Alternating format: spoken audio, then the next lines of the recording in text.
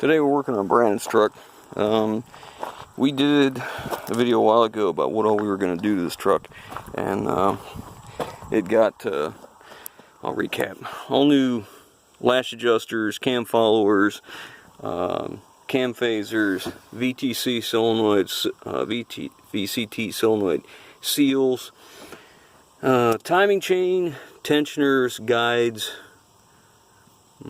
oil pump. It's the Mellings high volume, high pressure pump, oil change. I think that's all under here. Spark plugs too. Took all the spark plugs out. Actually had new spark plugs in them with no never sees, so we put never sees on them, put them back in. And then it got upper ball joints on both sides and lower ball joints on both sides. And then it got these new tires. These tires, we mounted and balanced. Well, we mounted them ourselves, and then we balanced them with the balancing beads.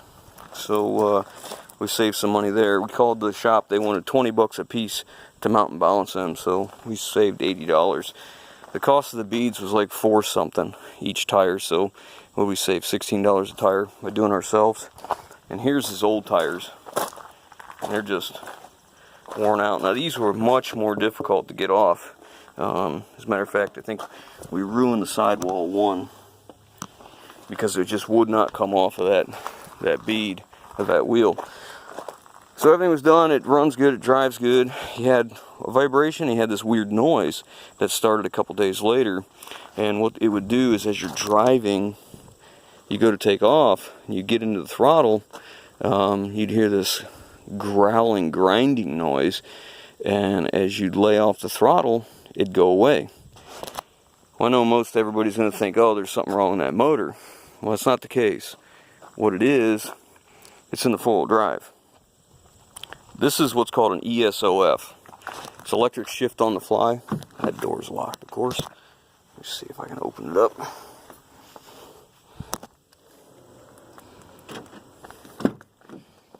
Okay. Electric shift on the fly. Okay, the way this system works is that you can turn that switch from two-wheel drive, where it's in all the time, to four-wheel drive, and it activates a module. A module looks at vehicle speed, braking, ABS, a bunch of different inputs, and then tells a signal to go to the transfer case, which has an electric shift motor that'll shift it into four-wheel drive. It also sends a signal to this solenoid right here. Okay, that solenoid right there is a vacuum solenoid. It has a line right here that comes off the intake over to here and splices off. Get in there. There's a T right here. Okay, this T comes to a vacuum canister. This is like a reservoir, a vacuum reservoir. And you see there's check valves in this in several places, so you don't lose your vacuum. Okay, so when it turns on the solenoid, actually I'm telling you kind of backwards, but let's put it this way. When it puts it in four-wheel drive, what happens is vacuum flows through the solenoid, okay, in two-wheel drive. There's vacuum hubs in here that have vacuum to them the whole time you're in two-wheel drive to release the four-wheel drive. I think it's backwards. I think the system should have been the other way, possibly, where it put vacuum to them to activate the four-wheel drive, because in our area, and I'm sure it's probably the same in most places, your truck is in two-wheel drive more than it's in four-wheel drive, if you have the option. So you would think it would be vacuum to engage the four-wheel drive, but in these it's not. It's vacuum to disengage. So what I found was, after coming down here, I put a vacuum pump on. I jacked up the front end, jacked up the back end, and we ran it. What was happening as you are giving it throttle, it loses vacuum. And then it starts to try and engage the four-wheel drives, and it's grinding inside that hub. I'll show you a picture of the wheel bearings. Oh, that's another thing. We got new wheel bearings. We thought there may have been a problem in the wheel bearing, so that's why we started looking into this. But as it'll start making this grinding, I'll insert a picture of the wheel bearing so you can see kind of what it looks like, and it goes inside a hub with another gear. I'll insert that right here.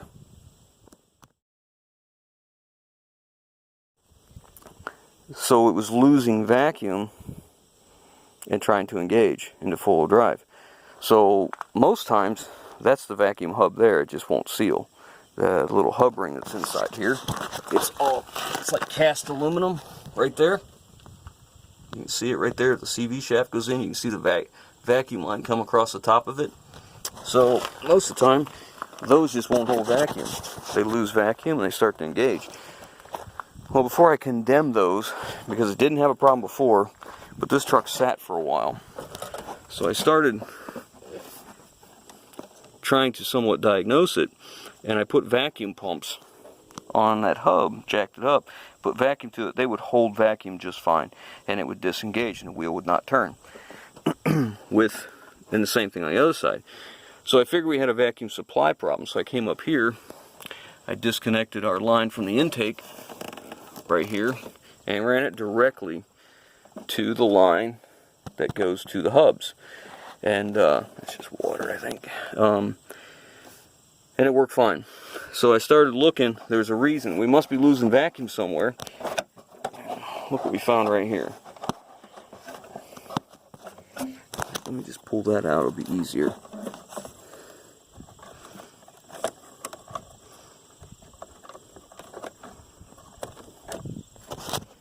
It's a tight spot right here.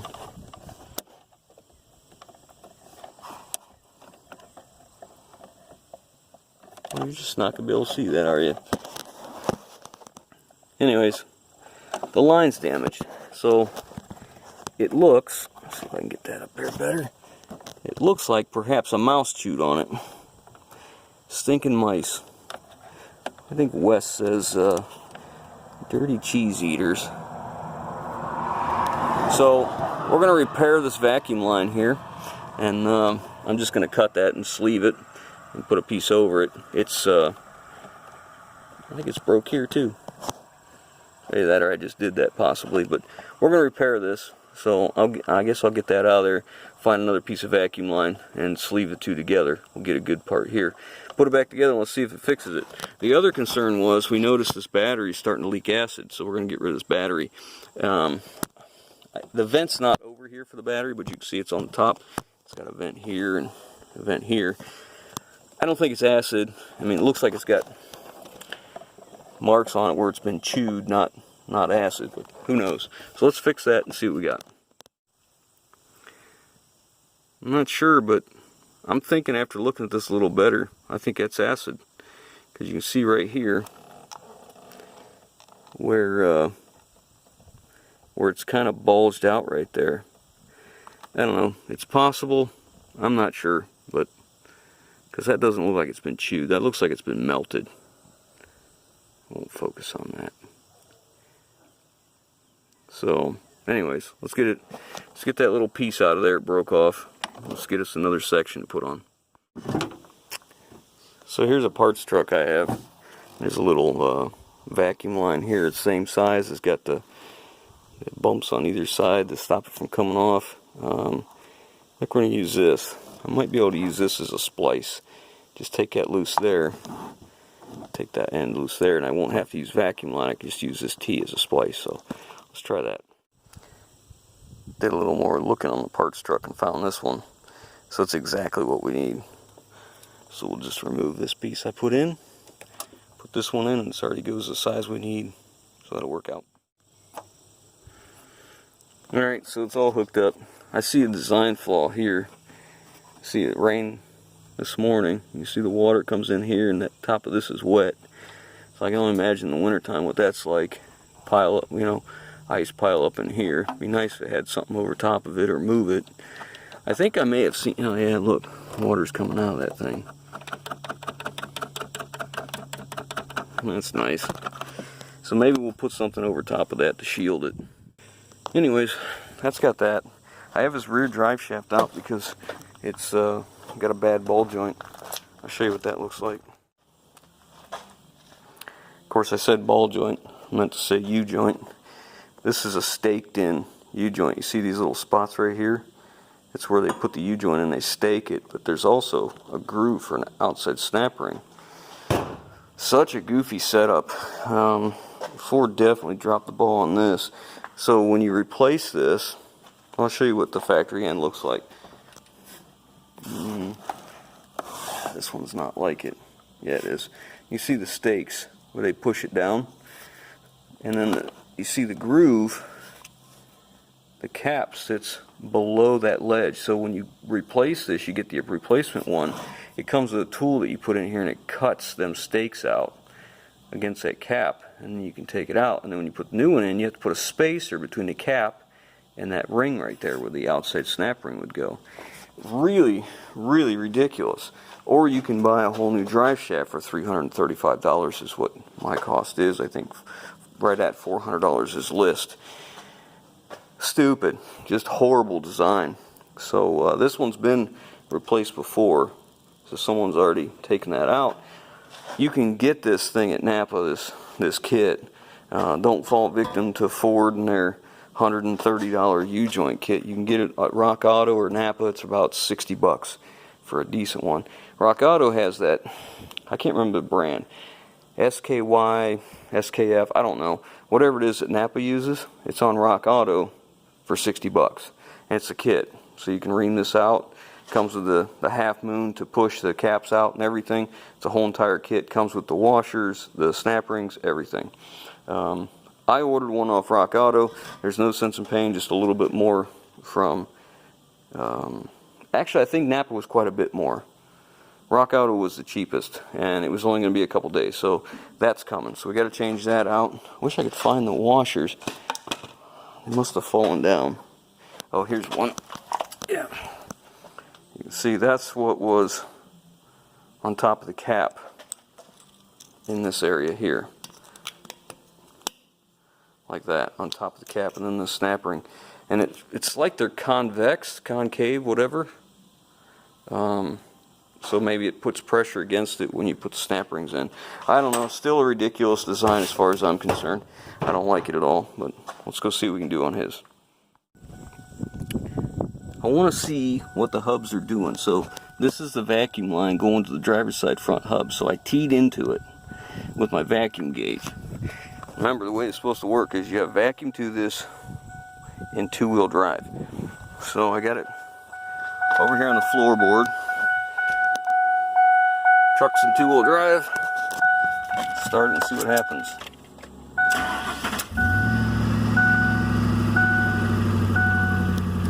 So the problem before, I believe, was we were losing vacuum as we got into the throttle.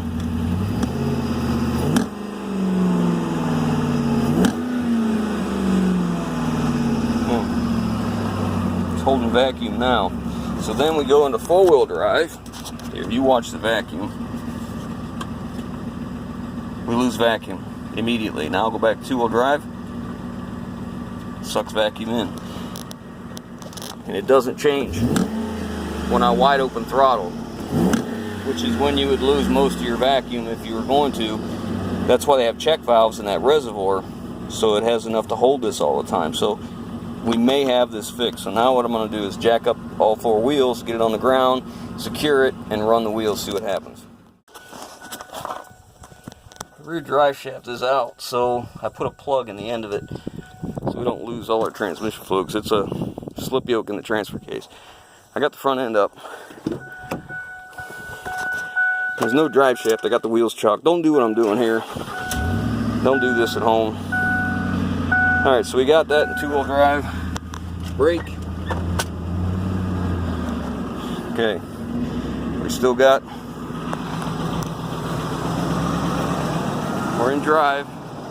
Might get a little wheel movement, maybe, if the drive shaft spins.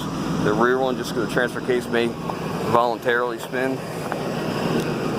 But we're out. That's working. So it's disengaged. So now what we want to do is give it some throttle, like we're going up through the gears.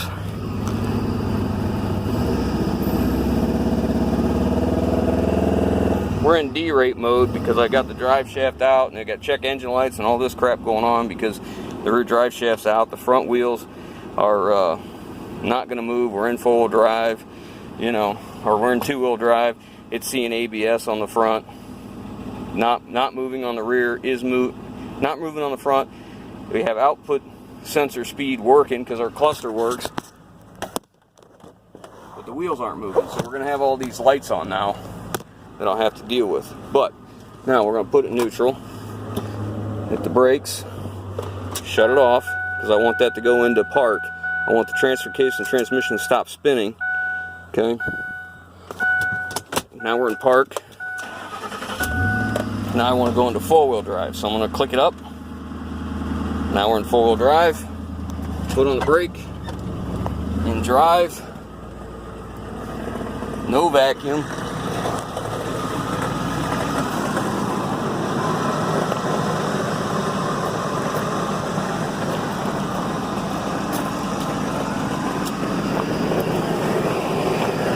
We should be spinning. It's not engaged quite yet. In drive.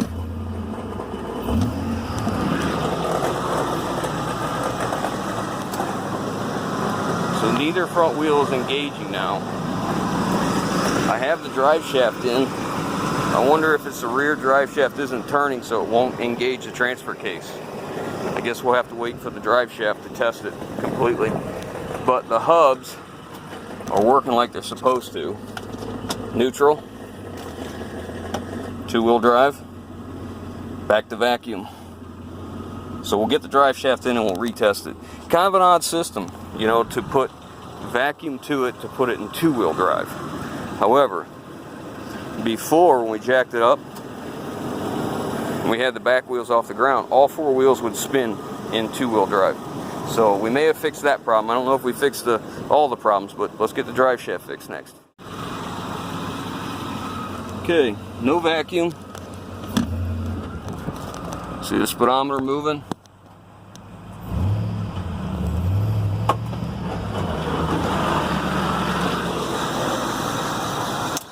There we go.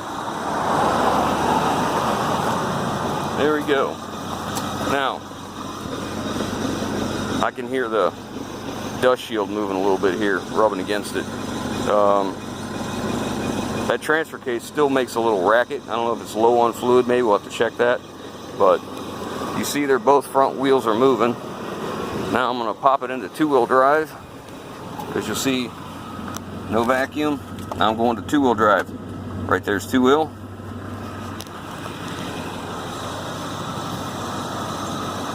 Probably going to have to put it in neutral before these will disengage. Let's see. Put it in neutral.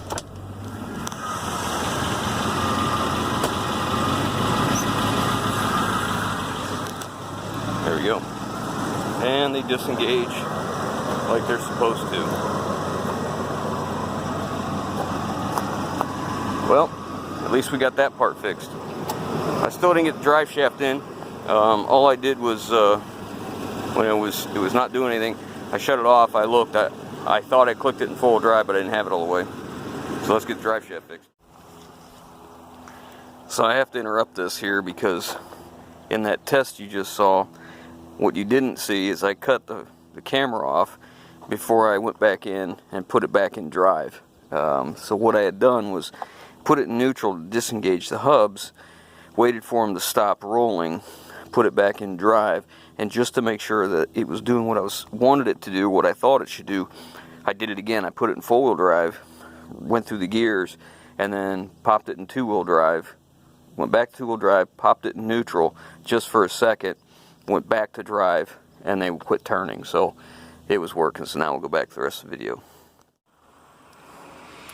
Got the U-joint in, and normally I just tap these in with a hammer normally, but being that we had to wait on this one, I didn't want a chance of boogering it up because it would take so long to get another one. I'm using a C-clamp, and usually I can get these to go in. I'll put a little pressure on it, tap it, you know, kind of with the pressure on it, and you tap this, it lets the cap end kind of move down a little farther. Then I'll tighten it up a little more and tap it. Take my time. Certainly don't want to put this in a vise and squeeze it, because anywhere you put a dent in a drive shaft, it weakens it and changes the balance. So this one came with all these shims, but I gotta tell you, I've pushed this in, and it's snugger than I really want it to be, and I don't have any shims in there at all, and the snap rings just fit. And they send it with 2 different thickness snap rings. I don't know if that'll show up or not. One's a little thicker than the other, and again all the shims. But what I'll do when I'm done is I'll take it out of the vise, and I'll take a hammer and smack it here and smack it here if this cross joint doesn't move as well as, I mean, it moves good, it's just a little tighter than I'd like. And if this one doesn't move like I like, I'll smack it here and on the other side, and then try and set the cups where they need to be. So I'm about done. I'm just going to put the outside snap rings on here, make sure we don't need any shims, and we'll get to it. Get putting it back in the truck. I like to clean out the groove with a pick where that goes. Normally I do it beforehand, but apparently I forgot. Normally use a blowgun to get that out of there, but it looks pretty good. Anyways, Ford seriously dropped the ball on this one. I know I'm beating a dead horse here, but look at that. Put a shim in this side, there ain't enough room for a snap ring. I've got the rest of them in and got them working okay, but this one, as soon as I put a shim in either side, it gets too tight, and it's not the caps. I pulled the cap out to make sure I didn't have a bearing in it, and it wasn't the case. Didn't have a bearing that fell down. It's not the case. It's just a crappy fit. Maybe it's just a crappy aftermarket joint, but the whole thing's crappy. I'm gonna quit whining about this and get it together, get it back in the truck. After far too much screwing around, changing out, like, these are very, very close when I mic them. They're, man, to the naked eye, I don't know if they even look different, but these are thinner inside or outside snap rings than these ones. So it's like putting a combination lock together, and after, I don't know, 6 or 7 times, I finally got it to where I can't say I'm happy with it, but I guess it's the best that Ford's going to give us. So now I'm ready to put it in. Man, what a joke. I know I keep saying this, but I'll be glad when he gets the other drive shaft. This shouldn't be a combination lock. Like, you make these shims in here, you would think this shim would be smaller, so it took up the gap between the cap and the snap ring, but it doesn't. It's between that groove there. Like, these grooves must not be machined exactly or something. I have no idea, because you would think these shims would be to take up the difference in the yoke, but it's not. It sits on the actual yoke, not the end cap. Just really weird. In fact, here's an old one, and I'll show you. You can see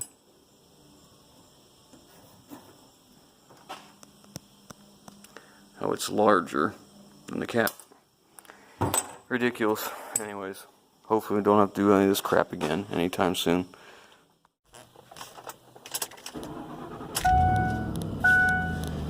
Alright, it's all back together. I put the scanner on it. I cleared the codes, because they were all like traction control codes and, that kind of stuff. So, got all that handled. Now it's a moment of truth. I got her in 2-wheel drive. Driver, and I got the transfer case filled up. Drag shaft all tightened up.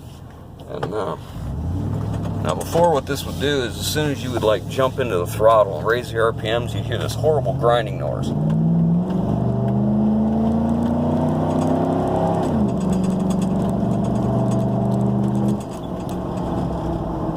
Okay, well, that's pretty successful. I have to say we fixed the problem for sure, because as soon as you would get into the throttle, it would do it, because it was losing vacuum.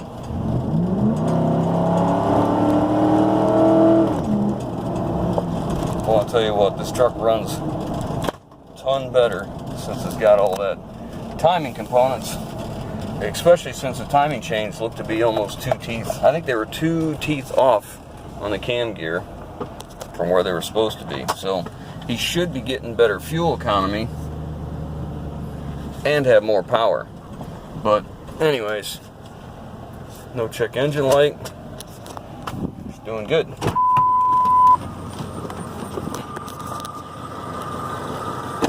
So there it is. Brandon's truck all finished up.